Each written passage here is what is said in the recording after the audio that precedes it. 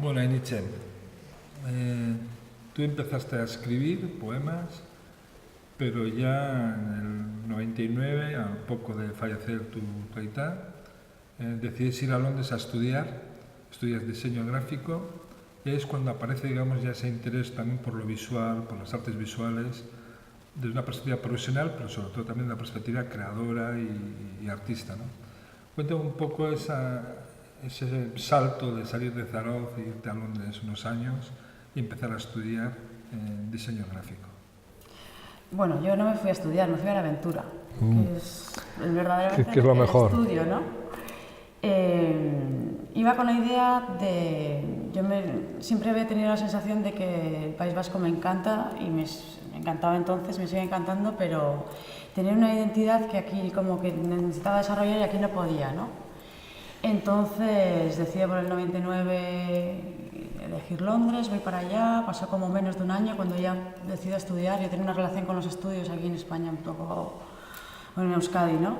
Un poco así como diciendo otra vez estudiar, pero allí se me brindaba de otra manera diferente.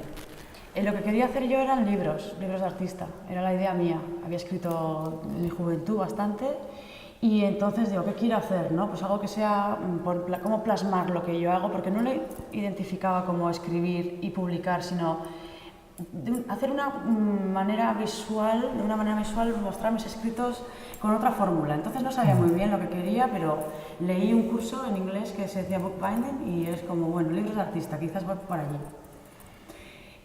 Para mi sorpresa, en la entrevista me ofrecieron la oportunidad de saltar el año de acceso. Les gustó mi portafolio, lo que les contaba, para saltarme a otra oportunidad que ellos me presentaron, que era hacer Digital Media Production, que era como diseño y comunicación. Diseño gráfico estaba integrado, era otra rama, pero había otras muchas ramas. Y la cogí, la oportunidad la cogí. Y a partir de ahí fue cuando brotó verdaderamente mi nacer creativo, la decisión de ir a Londres, de dejar a mi aita detrás. Hasta entonces había rehuido totalmente de la expresión artística, menos la escritura, que sí que por ahí siempre me había expresado, y me embarqué y eso me llevó luego pues, por un camino que he ido desarrollando casi hasta hoy, ¿no? Sí, tú escribías sobre todo poesía, pero tu familiarización y formación en artes visuales te ayuda a establecer un nuevo nexo, una nueva interacción entre escritura, poesía y creación visual.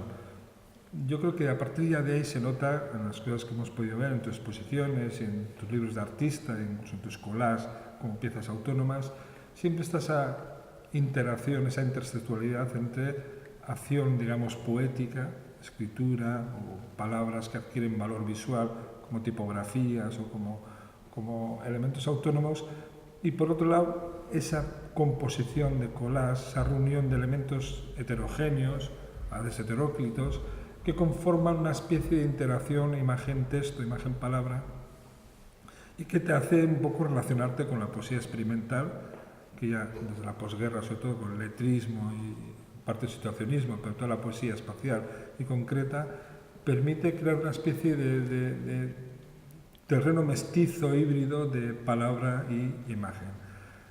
¿Sigues en ese trabajo de seguir imbricando, relacionando acción textual y creación visual? Es una fórmula que a mí me gusta muchísimo aplicar, siempre me ha gustado y continúo haciendo, a pesar de que me posiciona más en lo visual o en lo textual, más en lo visual hoy en día.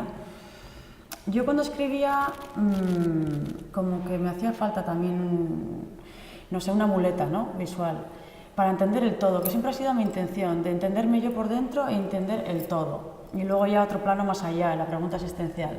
Entonces veía que con la escritura me venían imágenes a la cabeza, pero no podía verdaderamente plasmarlas, porque la propia literatura o la poesía concretamente me llevaba a formalizar un escrito y dejarlo ahí, ¿no? A modo de palabras. Por otro lado, yo había hecho collage también anteriormente desde jovencita. Corría del colegio para irme a sentar y hacer collage. Era cuando yo pasaba las horas sola como hija única. Aparte de jugar con mis amigos, también por igual me gustaba ese momento mío de cortar, pegar y mostrar mi mundo interior a través del collage. Entonces, cuando tuve oportunidad de ya, digamos, estudiar y dedicar tiempo a la creación, encontré la fórmula perfecta entre ambos. el texto y la imagen. Tampoco sabía muy bien de los conceptos detrás de collage o bien literatura poética, pero sí vi en ellos una conjunción que me servían para esa fuente mía inagotable de pregunta, necesidad de respuesta, etc. Y al conjugar me di cuenta que había un campo amplísimo que se llamaba poesía visual. A raíz de ahí ya fue una parte más, indagar la parte académica, etc. Y verdaderamente es un campo tan amplio, pero al mismo tiempo tan rico, que es como que me voy encontrando a medida que voy buscando, ¿no? Es como que es un mar de oportunidades que me sirve mucho para esta especie de caótica que yo quiero, no sé, desarrollar o responder, ¿no? Sí. Desde esa inquietud siempre, digamos, primera, ¿no? Poética, signo poético, y luego tu formación también en arte digital y en diseño, digamos, no tenías en principio como referentes lo que eran un poco las herencias, las corrientes de la poesía visual experimental, tanto europea como el contexto vasco. En realidad tú partías más de intuiciones, de necesidades, digamos, poéticas o existenciales, como dices, y aparte de ahí trazar formas, trazar, digamos, imágenes, textos, que permitan producir pensamientos e imágenes, pero también afectos. Es decir, hay una especie de diálogo entre una búsqueda, digamos, sí que existencial o de tu lugar en la vida, en el mundo, y al mismo tiempo el despliegue de imágenes, de pensamientos e imágenes que permitan situarte en ese follón, en ese tumulto, ¿no? En ese caos. Has dicho algo que me ha interesado, a veces caótica. Es decir, la idea de caos está presente en esa inquietud por dar una forma a esa existencia que no podemos nombrar de modo definitivo. Siempre hay una tentativa provisional, ¿no? Por lo tanto, me interesa también cómo uno de tus trabajos, estando en Londres y de cara a terminar tus estudios, tiene que ver con ese despliegue de formas del caos a través del arte digital, ¿no? Cuéntame un poquito ese proyecto de Cyberpoetry y la teoría del caos que intentaste aplicar a esa historia.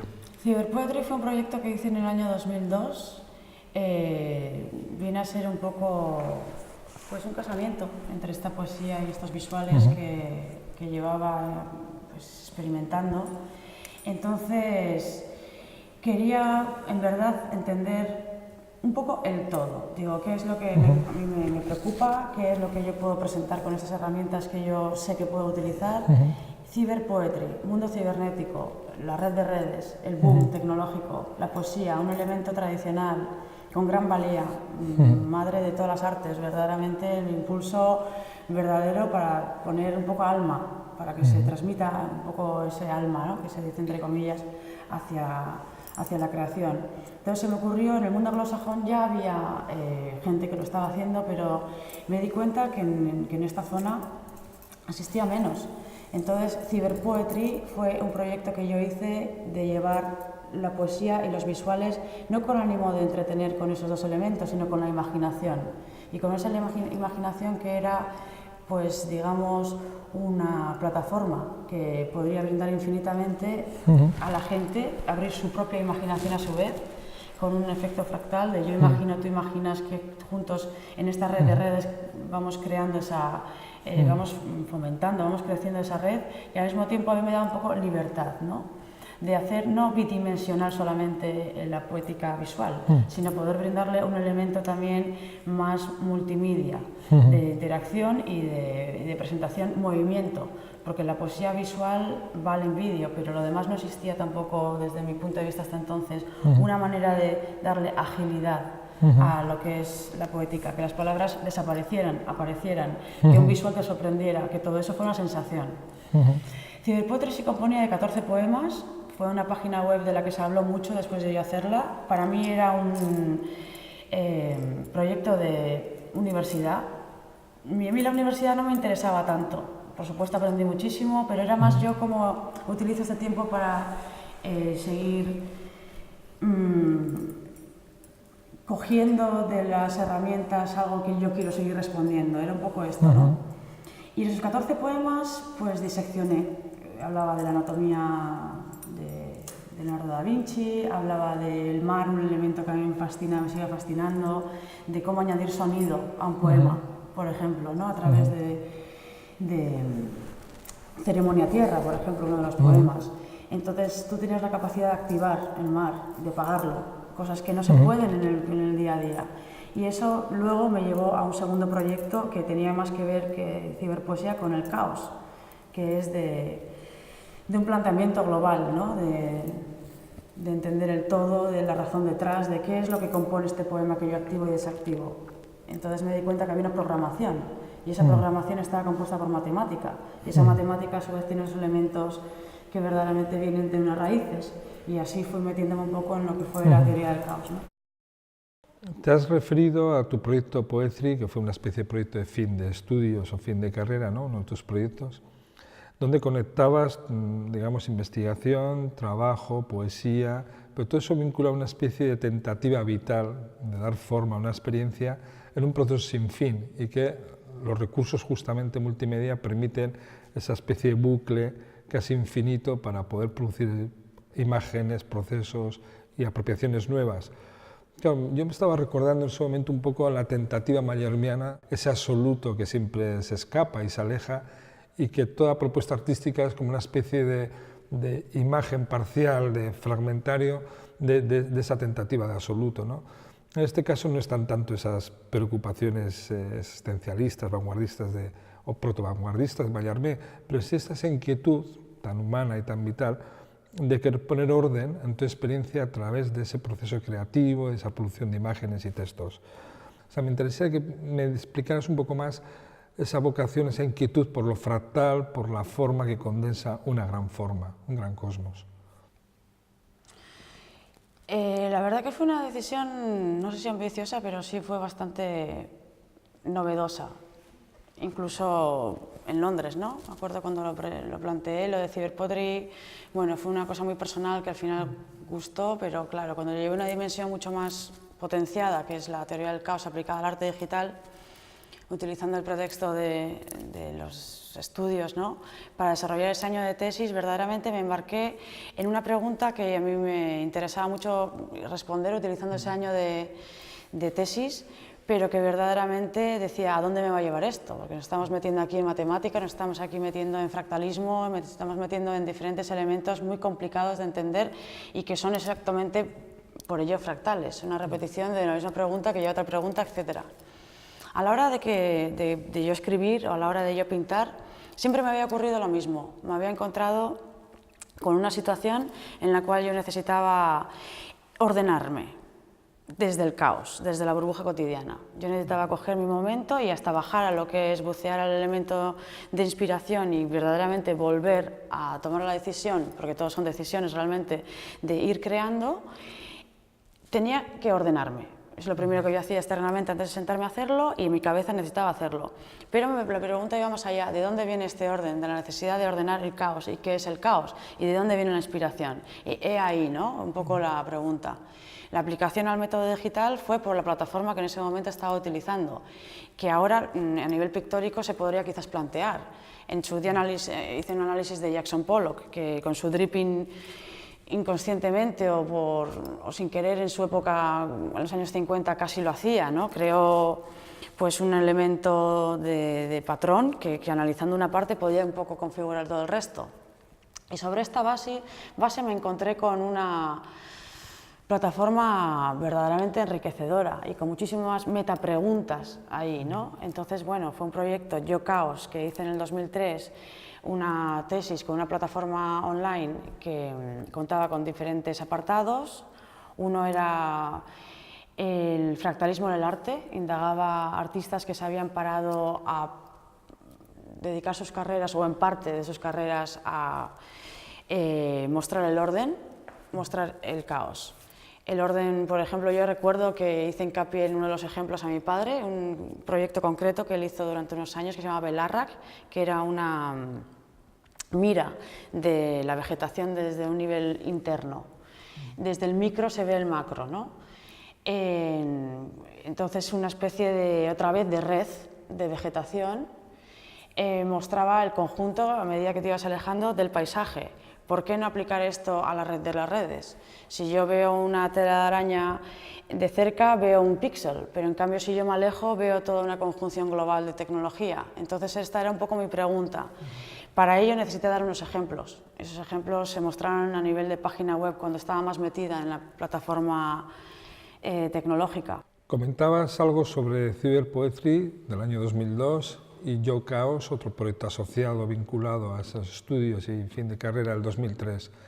En ambos late la misma idea de organizar, digamos, propuestas híbridas, mestizas, donde la idea de dar forma al caos un poco preside esa experimentación, pero que tiene que ver también con una búsqueda vital de informar o cifrar formas nuevas para tus propios dilemas y aventuras vitales, y por lo tanto me interesa esa idea de proceso sin fin, de proceso que el arte no hace más que producir formas, trazar planos sobre ese caos, pero que necesita continuamente volver a ello, necesita producir nuevas cartografías, nuevas formas. Justamente estaba acordándome de la tentativa mayermiana de la búsqueda de lo absoluto a través de esa especie de fragmentos de un libro, que era una tentativa del libro que no tenía fin, de donde poemas en prosa, fragmentos, en el fondo eran entradas a una totalidad inabordable. Es decir, lo absoluto está como horizonte de búsqueda, pero nunca como aprehensión posible, ¿no? Entonces me interesa ese trabajo de fragmento, totalidad, búsqueda del instante, palabras de tiempo, horizonte, duración. Y me gustaría que esa búsqueda poética la expresaras, digamos, como una tentativa que no estaba presente en Mallarmé o estaban presentes autores, pero de modo inconsciente te inscribes en esa corriente. Hay un guiño, definitivamente, el concepto mayarmiano. Yo creo que se aplica a un par de razones que yo he intentado, como he intentado yo describir mi trabajo. En Cyberpoetry yo tuve una especie de manifiesto en el inicio, en el cual decía que digamos, el visor, la persona, la audiencia, el usuario es quien completa la página verdaderamente con su imaginación, que eran fragmentos que yo había hecho para que pudieran verdaderamente seguir creciendo. Por otro lado, alguna vez que yo me he descrito a mí misma referente a mis pinturas, que vienen a ser esos sketches de necesidad de quizás olerme, de palparme, de tener ese ruido del collage, del corte de papel que en el periodo inicial de mis ordenadores no lo tenía, a su vez lo he hecho, que es como un libro deshojado que cada vez que pinto deshojo y lanzo, ¿no? De ese libro de la vida que yo voy escribiendo siempre. Para mí es una manera de yo utilizarlo no como terapia, sino para expresar cuestiones. Entonces, cada vez que una cosa se decide por terminada, como es una obra, una pintura, un sketch o bien un escrito, lo deshojo y deja de ser mío para formar parte de ese libro que nunca más volveré a leer. Es un episodio que a mí no me gusta quizás volver a él, ¿no? Y que será infinito hasta que yo pueda seguir escribiéndolo o que una vez que yo no esté la gente seguirá completando como lo interprete. Entonces sí que hay una manera menos filosófica pero más poética de ver este libro abierto, ¿no? Sí, bueno, ya en los 60 también la idea desde ECO de obra abierta está muy presente en la experimentación poética, sonora y en el arte en general, ¿no? Bueno, en realidad cada obra concluida es la fuente de una nueva insatisfacción y por lo tanto un impulso que anima a seguir haciendo nuevas obras, nuevas puestas en imagen, que son puestas en forma de ese caos que no podemos nunca dar forma estable, ¿no? O un orden estable. De modo que lo que me interesaba era eso, era que integrabas poesía, creación visual, experiencia vital, y eso da igual que lo hicieras con recursos tecnológicos digitales, cibernéticos, o simplemente con las herramientas más clásicas del papel, en fin, el lápiz, las pinturas o el collage, que siempre ha sido un recurso privilegiado para dar cuenta fragmentaria de esa idea de caos, ¿no? La reunión de lo que es diverso y heteróclito, de lo que es dispar, toma en el collage esa apertura, ¿no? Pero me hablabas también que había siempre esa huella de la poesía y de la poesía visual. Metes textos, pero con voluntad visual, es decir, las tipografías están muy presentes como elementos que a la vez signan una dimensión visual, y a la vez metes fragmentos que no tienen sentidos por sí mismos, sino que son siempre, como Mallarmé, tentativas de cambiar el sentido de las cosas, el sentido de las frases, ¿no? A mí lo que verdaderamente siempre me han interesado han sido 3 elementos, yo creo, que los han aplicado en diferentes plataformas, tanto, digamos, con las herramientas digitales, tanto a nivel pictórico o plástico. Una es la melancolía de la imagen, es un elemento que siempre he utilizado bastante. Me gusta el sentido poético de la presencia tanto caligráfica como el mensaje poético detrás o bien la lectura ya clara y la intención del mensaje. Todo ello para potenciar la imaginación, tanto mía como la del conjunto o la persona que tiene la capacidad de recibirlo. Entonces, ya es cuando todo esto se plasma a la pared en el 2007, que es la primera exposición individual que yo hago, que es en Arteco, y que son un cúmulo de 50 obras, creo recordar, que se divide. Una es la parte más collage, digamos, tradicional, con elementos de disfrute de sketch que yo hago, ¿no? De conjugación también a su vez visual poético. El orden quizás es más visual que poético en este caso. Y luego ya toma parte de lo que es el collage digital, que es como una presencia digital, pero ya como a la pared, digamos. Y a raíz de ahí, de 2007, yo cojo el camino y ya pues un poco separarme de lo que es el ordenador para mostrarme más a nivel galería. Y ahí llevo este mismo pretexto, esta misma combinación poético-visual, pero que toma un aire más cromático, más pictórico, más de pintura. Pero el elemento fuente siempre está ahí, ¿no? Y así han sido diferentes exposiciones en muchos sitios. Melancolía de la imagen, impulso poético o bispoética y elogio a la imaginación del creador y de quien se enfrenta al diálogo con tus obras. Serían un poco las 3 factores o dimensiones que explican un poco tu trayectoria y tu quehacer, ¿no? Creativo. Melancolía también se refuerza con ese deseo de manifestar un autorretrato, de incorporar tu propia imagen. En el fondo, un autorretrato siempre es un deseo de congelar un momento dado, producir una identidad efímera que no cesa de transformarse y de cambiar. Y están también en tus obras una especie de incorporación recurrente de figuras femeninas. Reivindicaba en una habitación propia Virginia Woolf precisamente ese deseo de una habitación propia para buscar una autonomía, un espacio dominado por la presencia intelectual, política, artística de hombres. En tu caso, en esta presencia recurrente de mujeres y tu propia presencia, sería también una especie de acción diferida para, no como manifiesto bajiprot feminista, pero sí como un intento de preservar y hacer visible este anhelo de autonomía y libertad que tantas mujeres artistas hacen a través de su escritura o sus imágenes. ¿Habría algo de búsqueda de esa especie de apología sutil y no contestataria, no reivindicadora, pero sí que hay en el fondo una defensa de esa presencia pública y libre, autónoma de las mujeres? Definitivamente, sí que hay una reivindicación y unas ganas de recuperar ese silencio tan largo, ¿no?, de las mujeres, no solamente en las artes, sino en muchas otras disciplinas. Virginia Woolf, Simone de Beauvoir, Ana Mendieta, otras muchas han sido un referente enorme, algunas con una voz más alta o más baja para un posicionamiento dentro de la propia identidad de la mujer, del lugar que ocupa en el mundo, en el sistema político y artístico. La habitación propia yo creo que reside dentro de una misma y de sus ganas de querer ubicarse en el mundo. Aún así, efectivamente, es importante tener una habitación propia no solamente mental y vital, sino también espacial en la sociedad.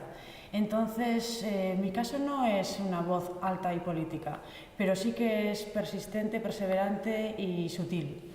Sí que he tenido una necesidad desde niña de querer tener una igualdad de expresión al resto, de querer tener, no solamente como mujer, sino a nivel identidad, de una necesidad de avanzar en la vida a nivel creativo como de personalidad. Eso ha sido un paso muy paralelo.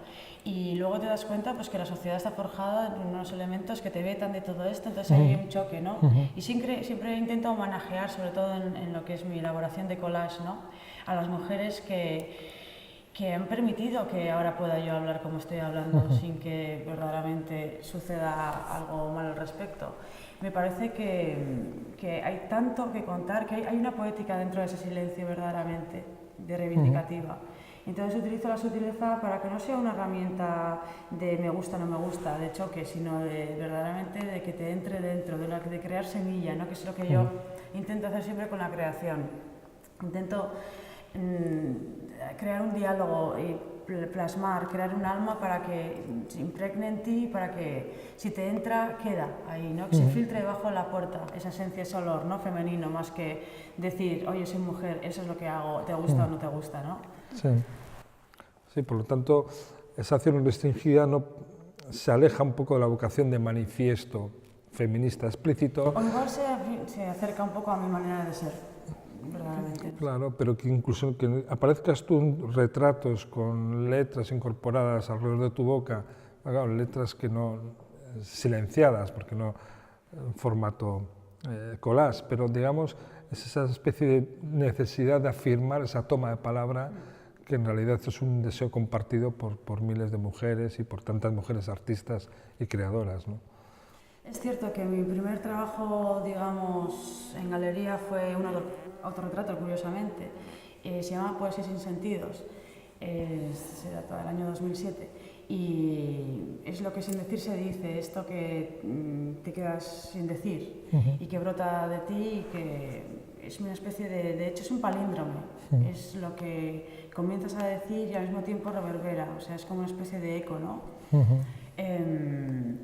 Eso eran cuatro retratos que eran en forma de los tres monos, ni veo, ni oigo, ni digo. Bueno, en este caso son las palabras las que brotan de la boca en forma de, pues, sí, de eco. Y luego había un cuarto elemento que era la espalda, que es lo que no se ve de nosotros, pero al mismo tiempo que es la sombra, ¿no? Esa parte existencialista en todos nosotros. Y curiosamente sí que tenía una reivindicación, ¿no? Por mí misma de, oye, Anish Chapitea es creadora y esta soy yo, ¿no? Era un poco esa obra puente. Y luego ya pues todo lo demás. Sí, luego esa puesta en forma, digamos, sí que tiene una dimensión crítica, porque está hecha justamente con las tres maneras un poco de silenciar, invisibilizar y a veces no escuchar la voz y la opinión de tantas mujeres, ¿no? Bueno, yo creo que al mismo tiempo sigues con esa inquietud transversal mestiza, ¿no? Y el collage te lo permite, haciendo paradójicamente un camino inverso a lo que es la experiencia de la creación contemporánea, que ha pasado de formatos físicos, en fin, materiales, en collage en su forma más clásica, a formatos digitales o de Artnet. En cambio, tú has hecho un poco un itinerario contrario. Empezaste, digamos, pues esas herramientas un poco más contemporáneas, o no quiere decir que sean más avanzadas, sino decir que permite otras formas de problematizar y crear imágenes. Sin embargo, has vuelto a recursos más artesanales, más clásicos, pero con la misma inquietud, con la misma impulso, digamos, poético de producir formas que de algún modo sean enunciados significantes que se llenan de preguntas y que se llenan un poco de abordajes críticos en parte, pero... Yo creo que todo esto tiene que ver con una necesidad mía personal. Empecé de una manera muy global. Mi poética se expuso al mundo a través de Internet y ahí se cuestionó una serie de preguntas y de prestaciones creacionales que luego a su vez han ido teniendo pues 15 años de transcurso y ahora ha sido una necesidad más intimista, ¿no? De yo como recogerme a través del arte dentro de un mundo desolado, de quizás preservarme de toda esta exposición global. Ha sido un recogimiento hacia la práctica más intimista de yo y el papel, yo y el recorte, yo y la pintura, yo y yo, ¿no? Y yo creo que tiene que ver con ese efecto boomerang del mundo, en la relación de yo con el mundo. Bueno, ahora quería referirme a un poco el ascendiente que pudo tener tu padre en tu, digamos, interés por la creación artística y poética, dado que él también escribía poesías, pintaba, y además digamos, tuvo una relación intensísima con Oteiza, pero primero me gustaría que me dijeras, claro, tú eres terminando la adolescencia, entras ya digamos, en una fase adulta, marchas a Londres, pero también tu aita acaba de fallecer prácticamente. Entonces, como un ejercicio luego a posteriori que tú puedes repensar un poco lo que fue aquella experiencia primera, ¿no? Y aquella salida de Zarauz, ¿qué recuerdas de lo que pudo influir, de lo que pudo, digamos, transmitir tu aita en esa vis creativa, en ese impulso que sigues un poco reproduciendo bajo formatos y disciplinas diferentes, ¿no? Hombre, mi padre era un tipo con un carisma bastante particular y que tenía una gran responsabilidad creadora. Entonces no solamente me inculcó el entorno artístico o su oficio, sino su responsabilidad ante el arte, ¿no? Por otro lado, Oteiza fue un referente que yo recuerdo desde muy chiquita, de haber ido al estudio de él, de tener una convivencia con alguien que tú notabas que tenía una fuerza de torbellino alucinante que como adolescente me daba más miedo que de niña, pero aún así nos llevamos suficientemente bien para que nos mantuviéramos al margen y aprendiéramos mutuamente, porque él, cuando yo jugaba a tenis, que jugaba mucho, me observaba a mí, porque decía que era un changurro y yo estaba allí con los tres brazos, siempre llegaba a todas partes. ¿Cómo lo haces, no? Entonces quiero decir que había una especie de admiración mutua en el sentido de cariño y en el sentido de convivencia. Yo del arte rehuía verdaderamente.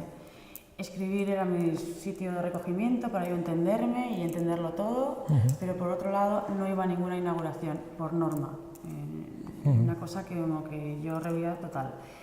Hasta que, bueno, mi padre fallece y yo ya muy jovencita decido pues trasladarme y fue allí cuando sucede mi nacer creativo, ¿no?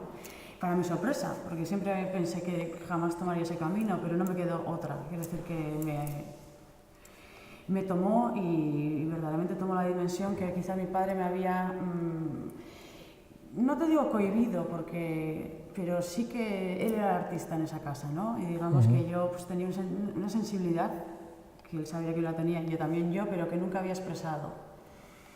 Y a partir de ahí fue como un cohete, ¿no? Para arriba. Sí, pero digamos que mientras él vive, como todo joven y adolescente, marca una distancia, digamos, con el modelo del padre, incluso con las elecciones artísticas del padre, pero es verdad que yo creo que te ayudó el que falleciera relativamente una edad todavía temprana, y eso te permitió una libertad nueva para, digamos, iniciar un recuerdo y una reminiscencia y una memoria que yo creo que seguramente está influyendo a la hora de hacer cosas, pero sin modelo, digamos, sin tener que aceptar algunas de sus enfoques o propuestas artísticas. Lo mismo Oteiza, diríamos que Oteiza en principio no está presente en tu obra creativa, pero sí como anhelo, como búsqueda permanente de querer inventar formas, procesos de experimentación, y en eso Oteiza, pues bueno, con todo lo que él tenía de histriónico y de genial en el trato personal también, pues tú que lo conociste siendo muy joven, pero que digamos sus teorías y sus poéticas pues han quedado pues un poco en una especie de distancia prudencial para hacer tu propio camino, ¿no? Por otro lado, mi mundo imaginario y mi lenguaje femenino también me ha hecho tener mi propia esencia, mi propia personalidad, de manera que tampoco está reñido. Sí que ha habido unas referencias fuertes alrededor de esos caracteres, como pueden ser mi padre o Oteiza, pero por otro lado, asimismo, se han alejado lo suficiente para yo. Sí que es verdad que la influencia de tomar la decisión del arte sucede cuando él se va, pero por otro lado no hay verdaderamente una influencia aparte de lo que cómo suena el apellido o cómo la gente espera acerca de él en mi persona. Yo creo que mi personalidad también ha brotado por sí misma en ese sentido, con esa influencia yo no. Bueno, hace unos días se ha inaugurado una escultura pública de tu padre, de Daniel Chopitea, Cíclope vigilante, es decir, una figura tomada de la mitología griega y de los poemas homéricos. Tu aita se interesaba mucho por esa especie de mundo imaginario también, en su poesía, en sus obras está muy presente esa especie de seres imaginarios, monstruosos, bestias, Y entonces ese acercamiento a esa figura mitológica tiene mucho que ver con ese interés de que el arte lo que crea, como dice Rancière, no son tanto traslados de la ficción a lo real, sino la producción de ficciones y ficciones que lo que hacen es ampliar la experiencia de lo real, ¿no? Entonces cuenta un poco sobre esa escultura en Zarauz que se acaba de inaugurar y un poco ese interés también por parte de tu padre por esas figuras mitológicas y prodigiosas, fabulosas. El Cíclope Vigilante es una obra que él hizo en vida en el 96, falleció en el 97, pero él dejó un plano y una maqueta que se ha colocado hace unos días en Zarauz, en vía pública, en la carretera general, una rotonda, y francamente ha quedado bastante bien a gran escala. Y curioso lo que comentas, porque efectivamente él llevaba interés en los personajes mitológicos en diferentes momentos de su trayectoria artística, y sobre todo en los tiempos tempranos de su trayectoria, los monstruos un poco le asustaban, ¿no? El monstruo de la imaginación, las sombras, todo ese momento contiguo existencial le asustaban. Pero curiosamente el Cíclope, al ser un personaje mitológico, es un personaje que él mismo dejó escrito en unas líneas, que vigila y protege. Yo creo que se reconcilió, quizás mi pregunta es, en los últimos tiempos con sus propios monstruos, nos ha dejado lo que queda de él como el varón que nos cuida, ¿no? Y nos protege. Igual es la paz que él buscaba, ¿no? Ese elemento que es muy cinético, muy sintético, muy multidimensional, que se recoge y se riza y que tiene muchísimo diálogo, pero está en paz, es firme, ¿no? Y así como los monstruos aparecen y desaparecen, él está ahí, ¿no? Ese Cíclope Vigilante está y seguirá ahí, a pesar de que él se fue y que yo me vaya, espero que siga estando ahí, como un icono, resultado de toda síntesis de toda su obra, ¿no? Bueno, yo también lo veo como una analogía con la naturaleza humana, la dimensión humana. Podemos ser maravillosos, monstruos maravillosos, y podemos ser monstruos fatales, devastadores y destructores, ¿no? Y esa condición humana está ahí siempre como posibilidad, esa ambivalencia. Y digamos que la ibris, como figura también mitológica de que en la naturaleza humana, la naturaleza social, la tentación a la desmesura nos lleva a la catástrofe, y por lo tanto los monstruos y la mitología nos recuerda esa posibilidad, esa condición. Pues yo creo que también que en esa escultura de tu padre sirve como un poco para preguntarnos de que algo puede ser bueno o malo, y por lo tanto la existencia humana no puede eludir esa presencia, esas preguntas incómodas, y que eso conlleva pues conclusiones como el saber autolimitarnos, saber que nuestros actos tienen consecuencias, y por lo tanto me parece oportuno que lo más antiguo, lo más mitológico, tenga una huella presente, visible en la existencia contemporánea y concreta, ¿no?